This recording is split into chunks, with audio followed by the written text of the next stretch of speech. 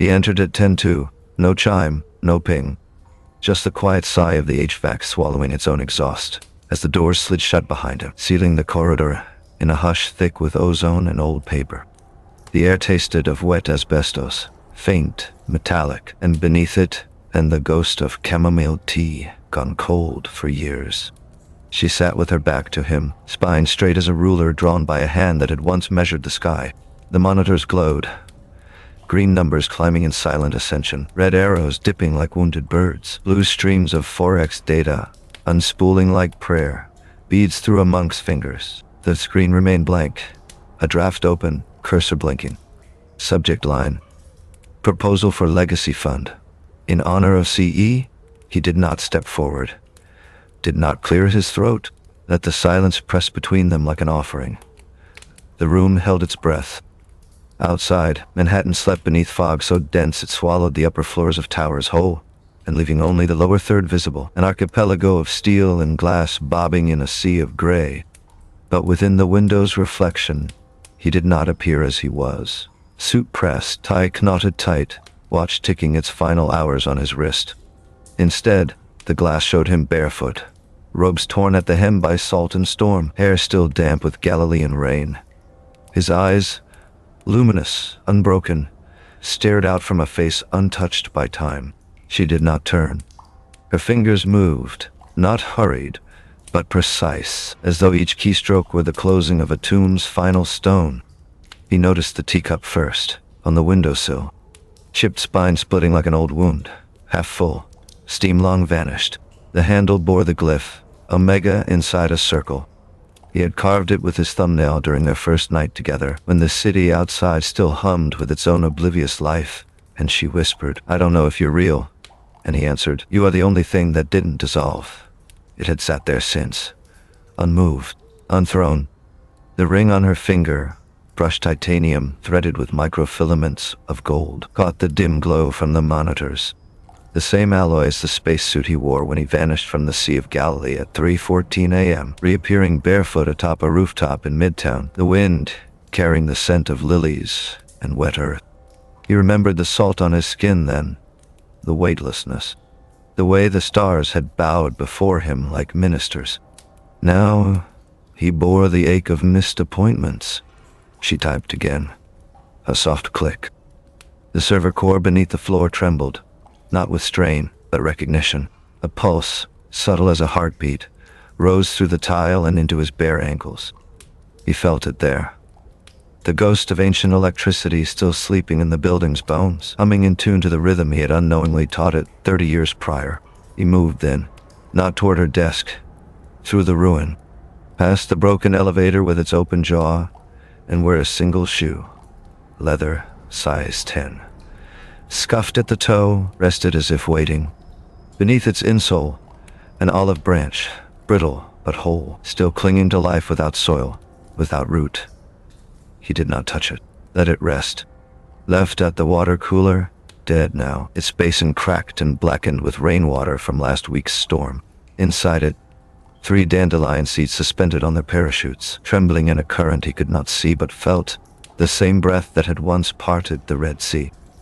He passed framed photographs of past CEOs, smiling before marble columns, gold watches gleaming, ties sharp as knives, and saw behind each the shadow.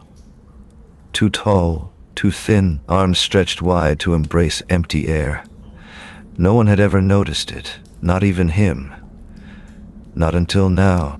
At the far wall, beneath a rusted fire alarm box, a child's crayon drawing, stick figure man with halo lines radiating outward like sunbursts, made by a hand that knew light better than any painter, held hands with another figure, labeled Mom in wobbly pink letters, the exact shade of the scarf she wore every Thursday at Alambre. He remembered her laughing then, drunk on cheap wine and the absurdity of it all. "You're my Jesus," and she'd said, "and I'm your overworked accountant who forgot to pay the electric bill." He had not corrected her. A stack of letters tied with black ribbon lay beneath her desk chair, each envelope addressed. The one who walked on water postmarked from places no human could reach. Kamchatka fishing village at dawn, observatory above Atacama, where stars hung low as fruit, monastery carved into Mount Sinai's flank. all sent annually since their engagement. Always the same return address, CE 1234 Mercy Lane, New York, he knelt. Not in prayer. In remembrance, his fingers brushed the topmost envelope. The paper was thick, faded, embossed with a watermark so faint it looked like rain on glass. Inside, folded tight, a single pressed petal, wild rose, color of dawn over Galilee. The server hummed louder now, not in alarm, in greeting, a new pulse.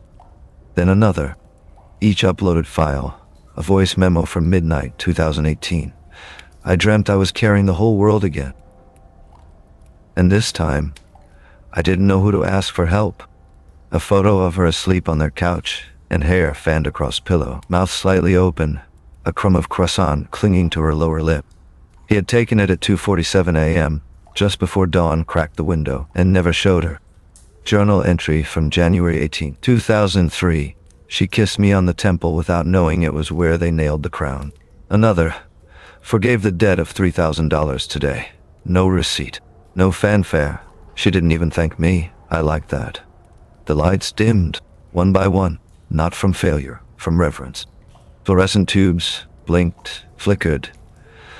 Like candles being lit in a cathedral no one had remembered to build, and settled into candlelight glow. The monitors faded to soft gray. Only the draft email remained visible. Proposal for legacy fund. In honor of C. Her finger hovered over enter. He stood, moved closer. She did not flinch when he reached for her hand, not to hold it, but to trace the rings in her band with his thumb. The gold filaments trembled beneath his touch, alive as nerves exposed to starlight. You've been sending them, he said. His voice was low. Not tired. Not broken. Quiet as a well that had never run dry. She turned then. No surprise in her eyes. Only the weight of something older than language settling into the hollows of her cheeks. Yes, I know you didn't believe me. I still don't. You never asked why I took the night shift every Good Friday. No, Mora. Because it made sense. The quiet. No meetings.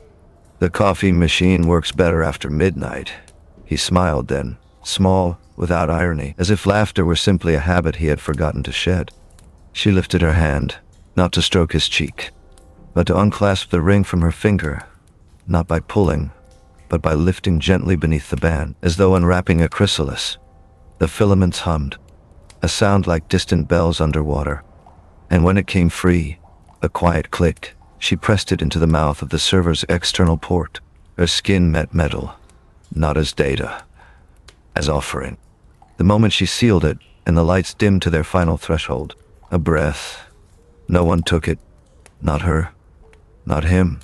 Not even the wind outside. The city held its silence like a vow. And then, his hand, the space between thumb and forefinger, split. Clean, silent, as if the skin had merely been holding back something that had always lived beneath. Light poured out, blue, not electric, not artificial, ancient, pure, like starlight born in the heart of dying suns, threading through capillaries as if drawn by an unseen hand, the constellation map not in sky but in flesh. No blood, only radiance. The teacup on the windowsill cracked fully open along its spine, not shattered, but released. A single petal floated upward, wild rose, dawn pink attitude. It drifted past the broken elevator, past the dandelion seeds still clinging to their parachutes, past the shadows that stretched too long in the photographs. It passed through the dimming light of the monitors, through the hollow where her breath had been, and rose, slow, certain, toward the ceiling tiles, where asbestos dust fell like snow. And there, just before dissolving into the dark, it paused. For a heartbeat. As if remembering the shape of a hand. Then, gone. The server fan stopped mid-spin. Silence settled, not empty, full. She sat back, one hand still resting on the port, the other folded neatly in her lap. No tears, no cry, only stillness. Outside, fog rolled thick enough to swallow the edge of this city whole. Windows glowed faintly, like embers in a hearth that had burned too long to remember its purpose. On her desk, His ring lay nestled inside an empty tea saucer, still warm, and within its polished curve, the reflection not of her face, nor of him standing behind, but of two figures walking side by side along a shoreline where water met sky. One barefoot, one in navy coat, hands clasped, not as lovers, not as saint and skeptic, but as echoes of the same breath, the ring cool. The room breathed again, and somewhere, beneath the city, beneath the floor, within the humming ghost of a server core that had once housed not data, but devotion, the last byte uploaded into eternity. No announcement, no fanfare. Only the slow, steady drip from the ceiling tile overhead, plink, every 17 seconds. Matching his pulse,